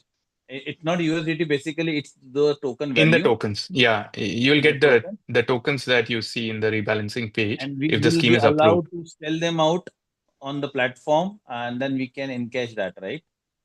Yeah, that's the objective. And just for, just to give more clarity, the reality will be like, let's say on day one, when the platform restarts, we may not be able to, start trading for all the pairs because of the, the liquidity in the initial days. But the objective is to bring as many pairs as possible as soon as possible. Okay. So may take some, some time, but we'll try to ramp up as much as possible. That's thanks, Nish. And I think the recovery of the tokens, right? 15% is the one you are trying to target to give back your Right. customer, right? Right. And also, it's like 15% of your USD value, but on the other side, the value of that token, right, is actually the value of the entire stolen assets. So it's not like, just 15. It can actually go beyond. It all depends on how much we can, recover But in terms of the profit share and everything. So it can by go beyond, but no promises and all, because when we that's can all see for the those next 3 years. recovery tokens quantity you're going to redistribute, right? By when we can Yeah. see, on day one or post I that? think, I think according to the scheme, I think we have about, if I'm not wrong, 30 to 60 days. But what we are trying to do is probably bring it sooner, maybe even before the, the voting starts. What I would request, post voting or before voting as well, right? As a part of your rebalancing portfolio, what we see, right? On the app, you can just start putting something related to recovery tokens. That will give us some confidence. Maybe thousands of or 1 million, whatever it comes in your calculation. Minimum this much of recovery token will get allocated. At least we For will get sure. some assurance, some Yeah. visibility around this. Irrespective, you don't put it in a liquidation mode because that won't be happening, as you said. But at least that will start reflecting on our portfolios as the recovery tokens. I think that's great feedback. Let me try to work on this with the team, and we'll try to get it sooner than later, so that there's more clarity on the It's recovery about tokens as getting a well. bit more confidence on your platform, nothing else, right? But that we are going to For get sure. 100%, 50% in the part of RT, but that may take 1 month or 2 months post you start this platform. That is still okay, but at least we get some confidence, right? So, Okay. yeah. For sure. I think that's good feedback. Thank you so much. We'll definitely do that. That's it from my side. Thanks, Nisha. Thanks, guys. Thank team. you, Thanks. Sudarshan. Thanks, Sudarshan. Lakshmi, you have your hand up. And Sambu, you put your hand up too. Yeah, hi. Can you hear my voice? Yes, we can. Yeah. So I have one similar question, and like the first thing I have concern. The concern is related to I invested, example, just as an example, I invested 1 lakh. Now it became like 5 lakhs with the value, and I did not impacted in the recent hack. It means my tokens not impacted in the recent hacks. And with the restructuring, you are saying out of my 1 lakh, I'm going to get only 85,000. How far it is correct? And secondly, even like why you consider 17th, Jan 17th as the value for that particular one, which is the high, like the nearest from past 2 years, the value what you have took which is on January 17th, that is the highest value of that particular token. So it is completely going away. All my like profits, whatever you say, like are my gains, everything is going off. So in that scenario, like how can I vote? That is the question what I have. And the second one, in the same way, the value what you have considered on the Jan 17th, and if the like distribution is happening in the month of April, May, June, whatever it may be, during that time, if the value is increased, will I get the remaining tokens of the increased value? So if I just take this one, actually, so the rebalancing was a complicated process. It took a period of time, and we didn't consider any price of any token. It was not a case of trading speculatively or following the market. It was purely done on an operational basis and subject to the reserves that had to be carved out, which required trading of all 350 tokens to ensure that everyone received an 85.3% recovery in US dollar terms. So for some tokens that appreciated in price between the 18th of July to that point on the 17th of January, yes, people would receive a lower number of tokens, but there are also other tokens that the price has reduced from the 18th of July. So there will be some creditors that receive a greater number of tokens from the 18th of July. And, the company, Kroll, the independent broker that undertook the rebalancing, has no, we can't, what's the word we're looking for? We can't affect the market, and that is all just market forces and the crypto market and the volatility within the market. You mentioned that you didn't receive, or you're not benefiting from the appreciation in the certain tokens that you do have. Whereas, that is because, as Jason and as Nishal have mentioned, the assets of the company are pooled because the platform was unbalanced and the company assets were unbalanced against the liabilities. So every creditor benefited from the market movements in all tokens during this unbalanced period of time. And then it was on the 17th of January that the rebalancing completed. So from that point forward, creditors are able to then take on the market exposure of their particular tokens. So if at that point of the 17th of January, the quantity of tokens that you would receive is locked in if the scheme is effective, subject to the independent verification process that's ongoing, that's been directed by the court. And then as at whenever the first distribution happens, the value that you would be distributed in US dollar terms may fluctuate, but the number of tokens that you receive will remain the same. Yeah, what if the price increases? If the price increases, then you would, at that effective point in time, you would receive a greater return. So rather than receiving it means greater return between the you would receive tokens what I have existed. Pardon? You mean, like, for example, I'm getting out of 1,000 tokens, I'm getting 100 in the redistribution. Okay. Mm-hmm. And like after the redistribution, if the price of that particular token increases, will I get any benefit out of that increased value? It means, like, will I get any tokens out of my 900 tokens, which is not provided to me during the restructuring process? No, you would not receive any more tokens but you are receiving the benefit of the 100 tokens that you still have.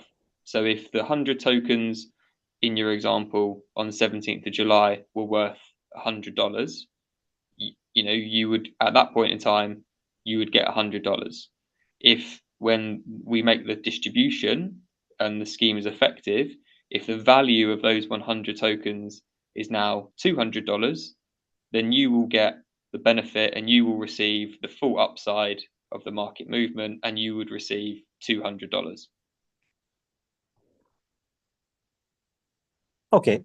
Like in the same way, I have one question. Example, like I invested 1 lakh, okay, on as of July 18th, and you are considering that as the 85% while you are doing the redistribution. If I pay back that 15,000 to you, will I get all my tokens back? I don't think I understand the question, Lakshmi. Sorry, do you mind just rephrasing Okay, so the question? when you calculated the value, Mhm. like you considered July 18th as the effective date or the hack date.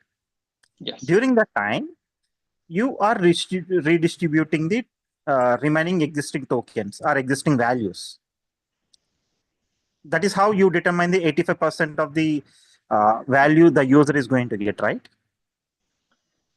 So so the 85% is just the total assets the company has available to distribute versus the total liabilities of all the scheme creditors. So everyone's claim US added dollars. together in US dollars, everyone's claim added together is 100%. The company has liquid assets, all the tokens that are on hand are valued, and that total value in US dollars is 85%. So every creditor, and then it's being given back to you in crypto form. yeah. So every creditor receives an 85% US dollar return equally. How you receive that, we have then, the reason we've done the rebalancing is to provide you back the tokens you had initially, to provide it back to you in that same form, rather than in fiat or other tokens. You're getting back the same level of return as every other creditor as in US dollars. We can't rebalance and give you back, or based on tokens, because every token and every cryptocurrency token fluctuates in price independently of each other. So you can't rebalance on a quantity basis. It would be unfair to all creditors. Yeah, and then Lakshmi, after 18th of January, you have that amount of tokens that you can see in your account. If that goes up or down between now and distribution in April, May, you get the benefit or the loss of what happens with those tokens. Okay. So, like, just my thought. It is like you are trying to save someone by killing others. Not really. I mean, there is some This is benefit how and some don't. like you are using the creditor money to repay to the existing creditors, and we don't know what happened with all the years of the business what you have ran. So that one we are not here. So this looks like the way what I said, that is correct. We're giving back all of the available funds to creditors on the most equitable basis that is possible, basically. Okay, Jason. Thank you, Lakshmi. I appreciate your questions.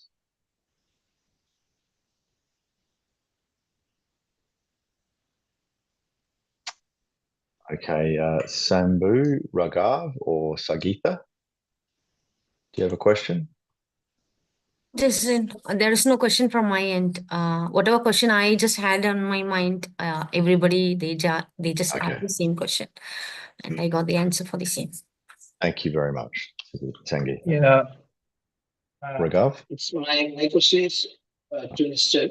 He said one of his reply to the he said like that that firm is not keeping any tokens and everything is distributing in a fair manner. But I think what the firm is doing right now is firm is using its users' money to hit its liability to pay out, right? Quite hard to hear that, Sambu. Okay. I'm sorry. Okay. Can you hear me right now? Yes, that's better. Okay. So in earlier comment, Nishal said that the firm is not keeping any tokens, or whatever tokens the firm has, he's redistributing it to the users, right? So what the firm is doing right now, the firm is using the users' money, users' cryptocurrency or USDT, whatever it is. Yes. They are using that whole amount to repay the company's debit, right? Liability. Yeah. Yes. Company is not using any amount of money or any amount of resources or any amount of other things coming, or previous profits or whatever things company has, not involving any of this into the processes, just using users' money to pay out company's liabilities. Okay. And he's saying it is fair. I don't think that is fair. If it is fair, means he should told that I will give back the tokens, like 50% of tokens. I don't care about, I am getting 100% token right now. Okay. I know if it is a hack, it is hacked, right? So if it was fair, if he is saying like that, if you will be getting 50% or 30% of token right now, the remaining or 30 or 40% after the firm has opened trading and or operational. Okay. So right now the whole team is saying it's fair. You keep the upside with you. There is no upside with the users. It's upside with the firm right now. Okay. Firm is using this money to pay out its liabilities, not users' liabilities. It's not fair. Whatever he getting it's good. I know. I don't think right now you are working on that one. It's okay, but don't say it's fair. It's terribly unfair, Sambu, what happened, right? The hack took basically half of users' money. You're absolutely right. There aren't available. There's no cash in the bank that the company has that it's not giving you. And Nishal and the shareholders don't have available funds to replenish that 50% hack either. We're doing the best we can. We're giving back everything that we have to users. Then don't coin the name. It is a fair to the users. I think unfortunately I can give it to this much, and after if the firm is reopened, it's working well. You will get something. That's the thing is going on here. Well, not a fair thing, I think. We are hopefully going to be distributing future profits and future recoveries as well. I think fair we were trying to use, and we understand it's also unfair between users as to what they get because of the relative crypto price movements, but it's the fairest way that we can equitably distribute the available cash that we have. Okay, that's Yeah, from my Shambhu, part. I think Okay. you misunderstood me. So when we're using the term fair is in relation to the question that we are getting around there are tokens that have gone up in value, there are tokens that have gone down in value, and a lot of people believe that from a token point of view there's an expectation mismatch. Unfortunately, the way this process has to operate and that has to be a fair distribution in terms of the USD value. So that's the part we are talking about. And like Okay, Jason said, I completely agree, Shambhu, that what has happened is definitely unfair. And we will try our best. I got to your point, Nishal. But my concern is you are not saying anything about this kind of unfairness in this thing. Like in future also, if we are opening and working well, or I don't know, users will trust the firm or not. But if we are working well and getting profit or something from the new ventures you are starting or something like that, but you are not saying I will give this percentage of tokens back to you, the users. Like now also the firm is telling about the USDT value. Even the calculation of USDT value is for the fair purpose of firm side, for the processing or whatever legal things happening inside the firm, or whatever difficulties to redistribute the tokens to each users, or reshuffling the tokens, that kind of things may be happening. But then also you are not saying at least 70% of the token you are holding on the 18th of July, I will give it back on the future basis. No, So, right Shambhu, now you our are saying also you are saying is we will give the recovery token for that 15% only right now on the USDT no. value. So that's, see, Shambhu, that's the thing. Our objective is to bring back as much value as we can. And this 15%, right? If you see, a regular firm would have said that 15%, let's say if it was $100,000 and 15% is 15,000, they would say we will mark it to $15,000. But if you see, what we've done is we've marked that to the entire assets that were stolen. So that and it's a mark to market value. So it depends on what the market value is at the time of distribution. So our work is not like done if it's just the 15% of the USD value on July 18th. It'll be the 15% relative to the stolen assets and the value of the stolen assets at any point in time. And if those asset values continue to increase, we'll be able to continue to deliver more value if we are able to make more profits and generate more revenues. So it's not us trying to say that only this much. We want to maximize recoveries, and we'll try our best. And that's why we are here. We need your support to help us to build this. It's going to be a hard journey, but we are not here to give up. We want to help. We want to build as much value and give it back to our people, and that's what we are here for. And be rest assured, we are not going to rest unless and until we try to bring back as much value. Now, it's very hard to predict the future. All that we can tell you is that we'll try our level best to do what we can, and we are not in this to just do this and be done with. That's why we've also kept the scheme for a 3-year period, and we're going to try our maximum best to generate as much value as possible. And that's also the reason why we are also trying other initiatives as well. But so it's not restricted to just that 15% as such. The value is fluctuating. There's a lot of value that can be generated.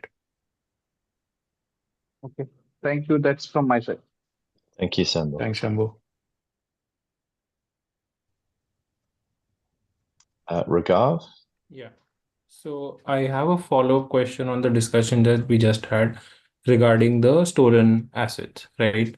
So Nishchan, you just now said that the scheme tenure is 3 years, right? Now the recovery could happen any point in time, right? Could be within those 3 years, could be beyond 3 years as well, right? So let's say if it happens beyond 3 years, would still we be able to get back that money? Yeah, I don't know the details of scheme. Jason or So Michael? you just now said something around 3 years, right? That the Yeah, so scheme. Yeah, no. Yeah. I'm talking. You have a very good question, and I think Yeah. there's something baked in the scheme, if I'm not wrong. I'm There not is, sure. yeah. Mike?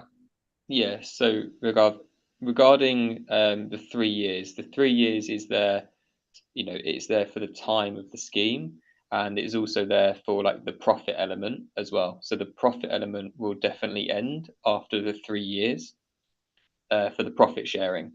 If money has been spent by the cost fund for the liquid asset and stolen asset cost fund, right, to pursue those stolen assets, at the end of the 3-year period, if recovery is likely to happen with any future recoveries from stolen assets or liquid assets, the board of the company and the scheme manager can then elect to extend the scheme, and then that would then trigger another vote by creditors, and there'd be another vote from creditors to approve the extension of the scheme.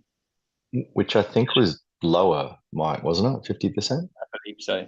Yeah, and to make and it that, easier, Raghav. Yeah. So the intention absolutely is to give creditors all monies from investigations and tracing and recovery of those stolen assets. Hopefully it's within the 3 years. You're not wrong.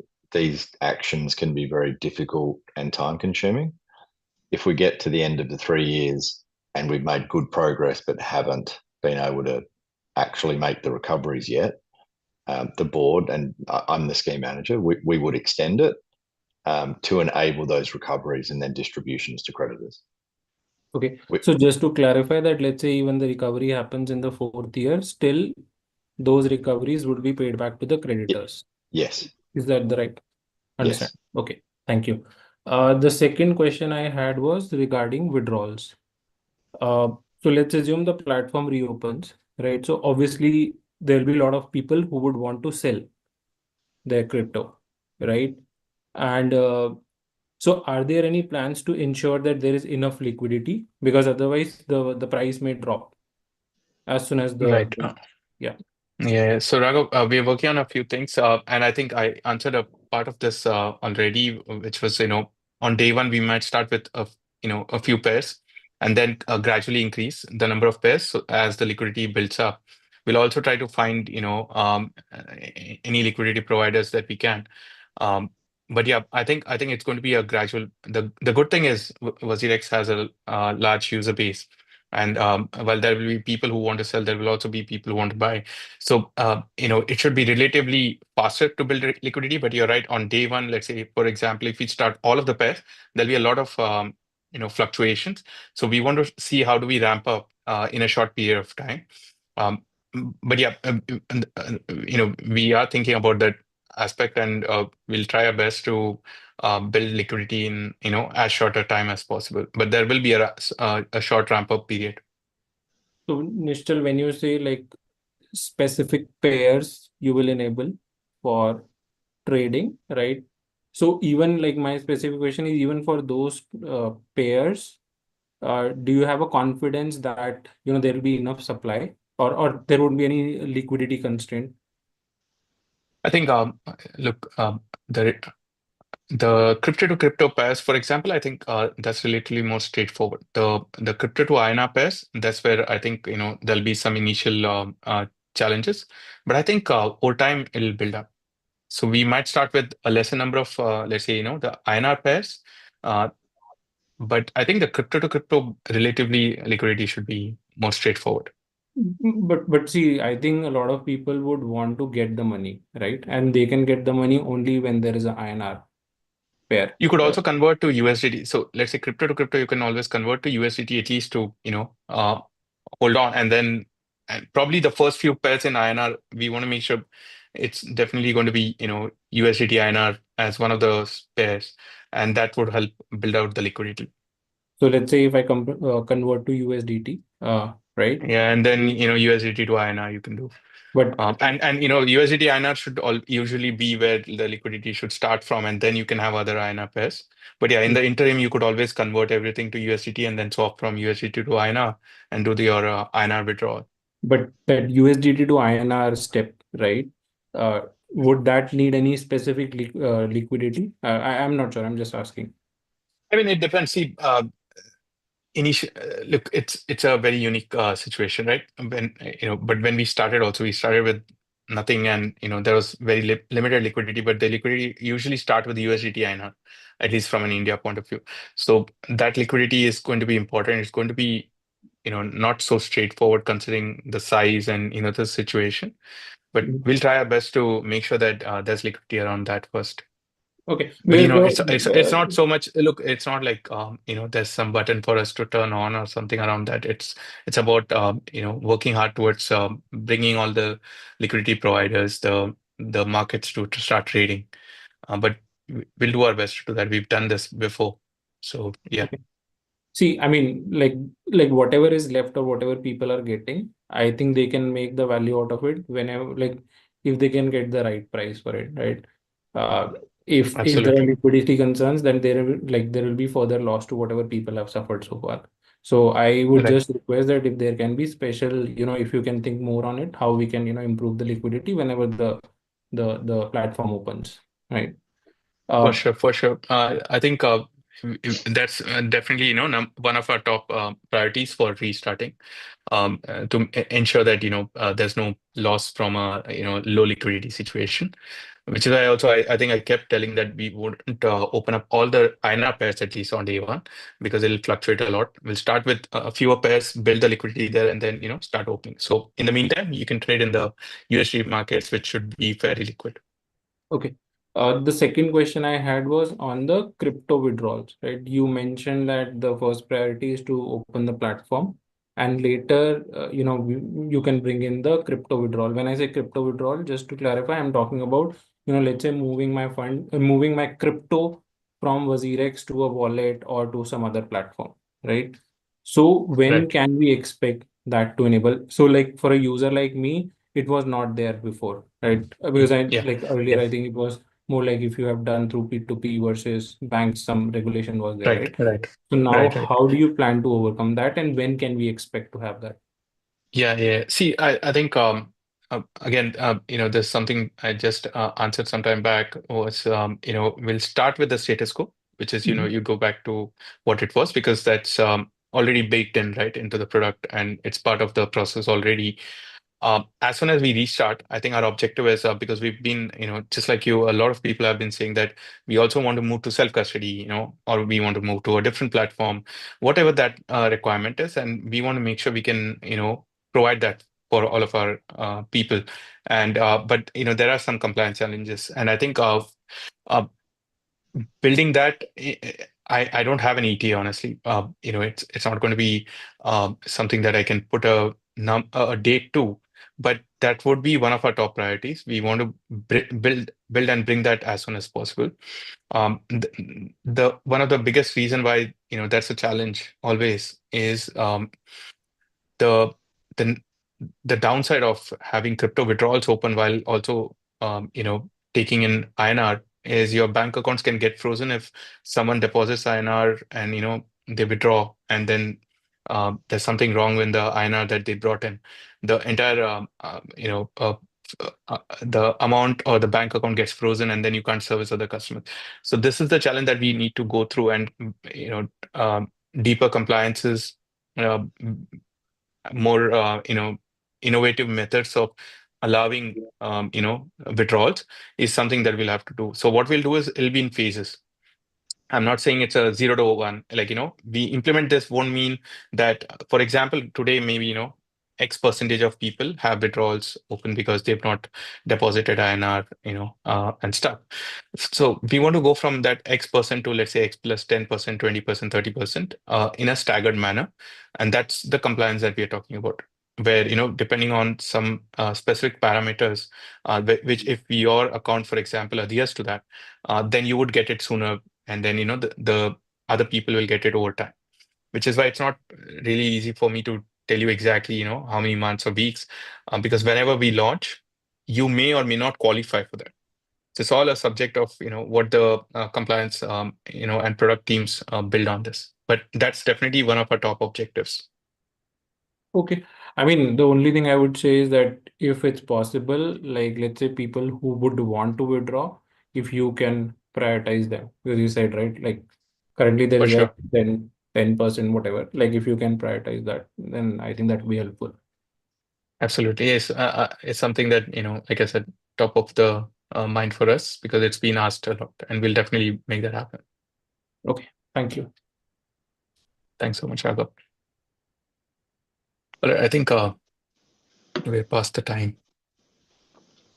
Yep. So thank you everyone for joining. We have now gone 20 minutes over the allotted time. So apologies for those who are still in the waiting room and unable to ask a question. If you do have any other questions that have not been answered, via the presentation or from other creditors asking the same questions in the Q&A, please reach out to the general inquiries at WazirX.com. If you have any specific CSE specific inquiries, you can also reach them on the email address on screen, and then you can also still use the chat function and help desk as part of the app and platform. So thank you very much for your support. That you will be receiving further email updates and announcements on the key milestones and next steps of the process. And yeah, we hope you enjoy. Thank you, everyone. Good night. Thanks, everyone.